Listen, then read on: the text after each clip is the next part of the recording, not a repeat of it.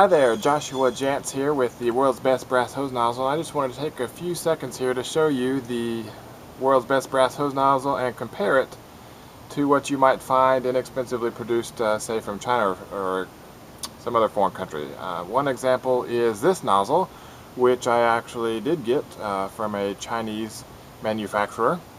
There's a few things I want you to take notice about this. If I unscrew the outer casing here of this nozzle, the first thing you notice is that it only has one O-ring here, and also if you can see through the part here where the water comes out, the water comes in through the hole here in the back and it comes up the shaft and then out this hole here.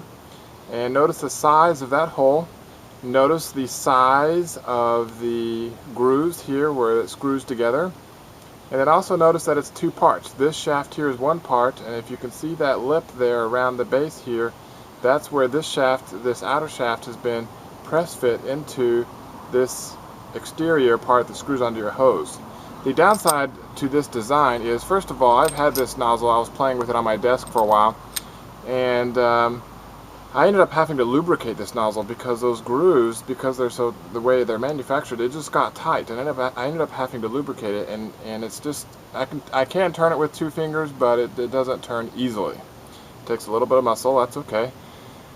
The size of the hole that's in the top there determines how much water flow you get out of the nozzle. But the really major part, the major downer about this design is the fact that it's two pieces. This piece, actually it's three pieces. You have the outer shell here, and then you have this external part that connects to the hose, and then this inner part that's press fit together to the hose connector. The downside to that is, you know, after it gets used a lot, there's the potential that the inner shaft will become disconnected from this exterior part, which would cause it to either rotate freely or break altogether. And of course, if it's rotating freely or broken, it's going to leak. And so you're going to have, instead of water spraying out the end here where it's supposed to spray, it's going to spray out here at the base. And the fact that it only has, let me unscrew this here and show you. The fact that it only has the one O-ring here also makes it more prone to leak. So let's contrast that to this nozzle here, which is, I consider to be the world's best brass hose nozzle.